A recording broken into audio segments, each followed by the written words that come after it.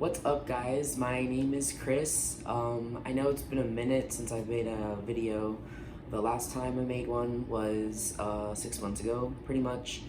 And it was basically a 3-part series explaining my journey of finding my surgeon for top surgery. As some of you may already know this, I am transgender. Surprise. But anyway, so I made that 3-part series because I wanted to kind of share my journey and how hard it is to find a surgeon, because there's a lot of factors into play. Like, do I want to use insurance? Yes, of course I want to use insurance because I have good insurance. Do I want to travel? I'm gonna have to. Just a bunch of different things, and things have changed a lot since January, because COVID is a thing. And so because of COVID, surgeries have been canceled and postponed. I have a list here of things that I pretty much wanted to go over. So on March 13th, I actually flew up to New York to meet with Nathan Levet. He is the nurse practitioner that works with Dr. Rachel Bluebond-Langner, who is my surgeon at NYU Langone in Manhattan. And I met with him because it was one of the appointments that I had to fly up there for. And it was basically just information about my surgery, things I may have not known or questions that I may have had for them, and he answered them there. And I asked him, so this was on March 13th, I asked him, I was like, so right now our surgery is like still going on because of COVID, like what's going on there?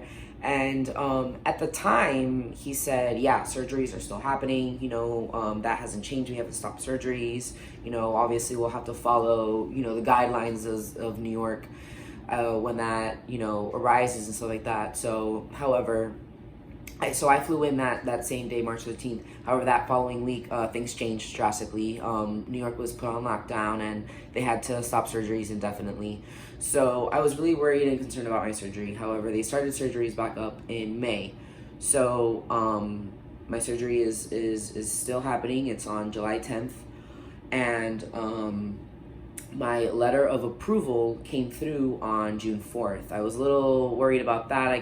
I called, my surgeon's office and I was like, hey, have you guys, gotten anything? And they said, no, not yet, but it'll come through, don't worry. And it did. It came through on June 4th. And I was gonna read a little bit of it. It says, Dear Chris Ochoa, we received a request to cover healthcare services. After review of the information submitted and your plan documents, it was determined that the treatment is medically necessary and is covered by your plan. And this letter includes the codes for the double mastectomies and both nipple reconstructions. So luckily, Dr. Rachel Bluebond-Langner does not charge separately for nipples, because I have heard of, the health insurance plans covering the mastectomies, but not the nipples, and which I don't, doesn't make sense to me, but whatever. It is what it is. So, and then a couple days after my letter of approval came through, the LGBTQ liaison at NYU, his name is Kevin, he reached out to me via email with the details, a very, very detailed email about my surgery, like any questions I may have had, and basically told me that I'm not allowed any visitors. Usually, so what happens is the day of my surgery, that's like a couple hours long, and then I'm admitted to the hospital for 24 hours, and then I'm released the next day. And usually, I would get my own private room. He says that because of COVID, there is a slight, very, very, very slight chance that I won't get my own room. However, he says he's gonna fight for me to have my own room. He says that they've been able to pretty much give everyone their rooms. So I'm honestly not too worried about that. However, I was worried about the fact that we're not allowed visitors. So my best friend Ashley, who is flying from Texas to New York to take care of me for my recovery, won't be in the room with me. So I'm a little worried about that. I expect my friends to have FaceTime calls coming their way if I'm up for it. It honestly just depends on how I feel. I might be knocked out the entire day and night. I wouldn't be surprised.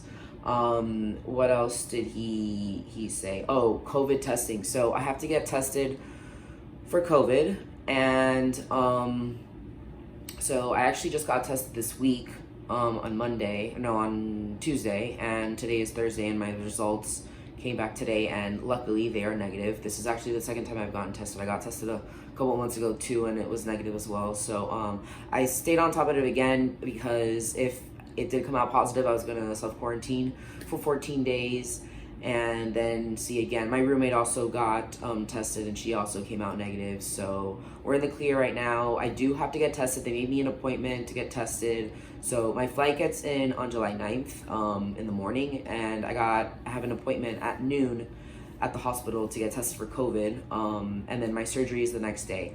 I still don't know the time of surgery. They're not going to tell me until the day before when I get there. So it's probably going to be in the morning though. The plan is to be in Manhattan for a week, recover there for a week. I have a pre-op appointment a post-op appointment on the 15th of July. Hoping they take out my drains that day, most likely not.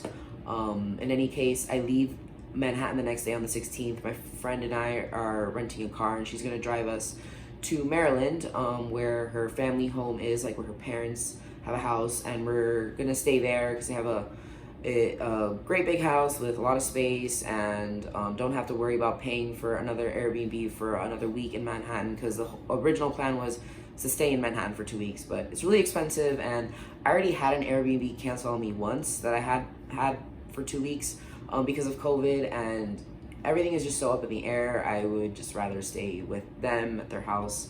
After that 1 week in Manhattan and that 1 week in Maryland, in the middle of that 1 week, I have to go back to New York because I have another appointment with my surgeon, which we are going to drive for and then drive back. After that, I'm flying back to Miami, and I will spend the last 2 weeks of recovery here at home. And yeah, that's pretty much it. I'm really excited. It's literally 21 days away. Time has gone by really quickly, surprisingly, which is great. I'm feeling a little anxious simply because with COVID, everything is literally up in the air. My plans have changed so much, like flights. I was originally gonna fly out of Manhattan after my surgery. Now I'm gonna fly out of either Maryland or Washington, DC.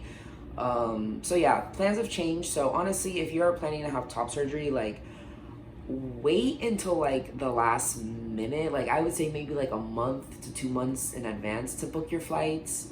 And even getting your Airbnb, get that thing a month before, because plans can change. So yeah. Thank you guys for watching. I mostly make these videos for, the LGBTQ community who does look into this stuff, because I know I was one of them ever so long ago, and now I'm finally in this process and almost there. So I feel like it's necessary to put my voice out there so other people can see and be informed and be able to make this step as well if they deem so necessary to be happy with their life. Thank you for watching.